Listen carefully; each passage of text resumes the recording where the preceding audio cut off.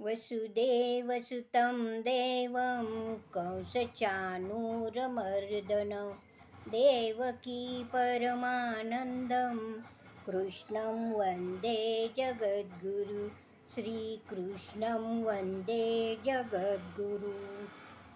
ॐ श्री परमात्मने नमः। श्रीमद्भगवद्गीता अथ पञ्चदशोऽध्यायः। श्रीभगवानुवाच ऊर्ध्वमूलमधःशाखम् अश्वस्थं प्रावुरव्ययम् छन्दांसि यस्य पर्णानि यस्तं वेद स वेदवित्। अधोश्चोर्ध्वं प्रसुता तस्य शाखा गुणप्रवृद्धा विषयप्रवालाः। अधश्च मूलानुसन्ततानि कर्मानुबन्धीनि मनुष्यलोके। न रूपमस्येह ततोपलभ्यते नान्तो न चादिर्न च सम्प्रतिष्ठा।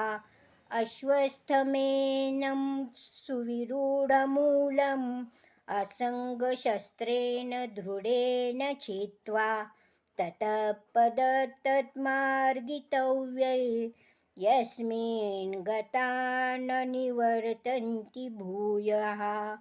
तमेव चाद्धं पुरुषं प्रपद्ये यतः प्रवृत्ति प्रसुता पुराणी।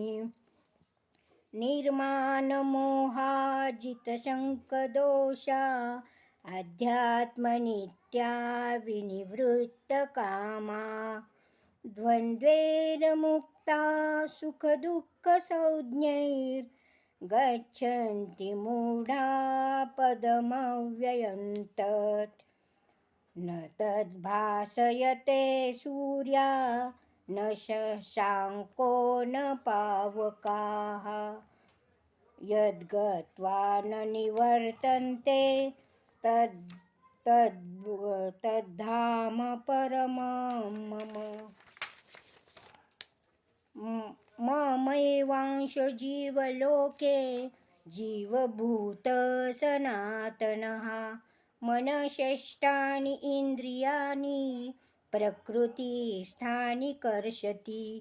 शरीरे यद्वाप्नोति यच्चाप्युत्क्रामतीश्वरः गृहीत्वैतानि संयाति वायुर्गन्धानि वाशयात्।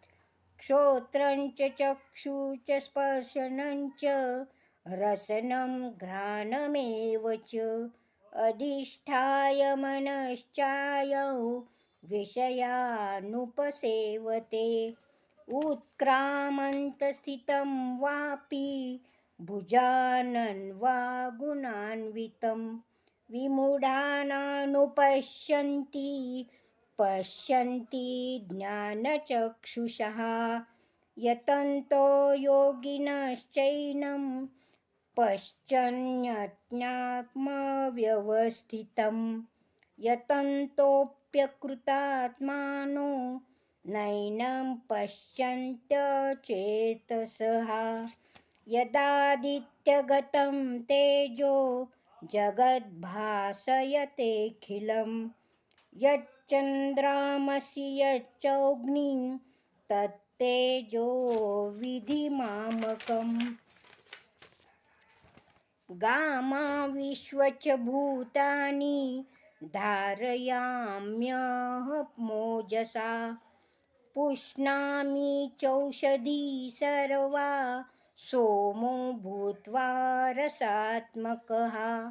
अहं वैश्वानरो भूत्वा प्राणिनां देहमाश्रितः प्राणापानसमायुक्तः पचाम्यन्नं चतुर्विधं।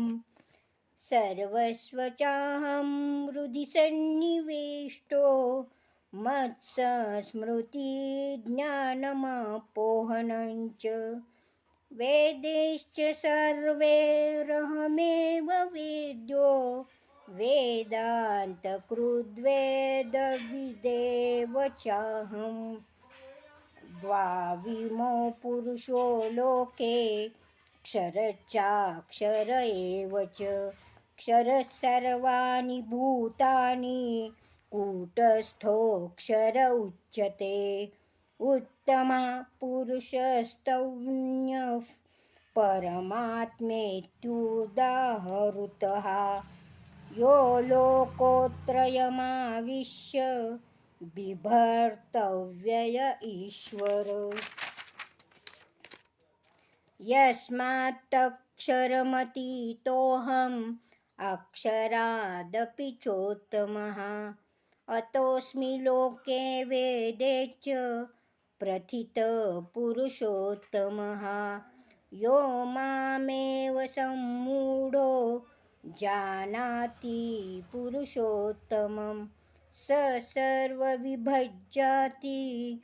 मां सर्वभावेन भारत इति गुह्यतमं शास्त्रम् इदमुक्तं मया नघ एतद्बुद्ध्वा बुद्धिमान्यसात् कृतकृतश्च भारत ॐ तत्सदिति श्रीमद्भगवद्गीतासु उपनिषदासु ब्रह्मविद्यायां योगशास्त्रे श्रीकृष्णार्जुनसंवादे पुरुषोत्तमयोगो नाम पञ्चदशोऽध्यायः। ॐ श्रीकृष्णार्पणमस्तु।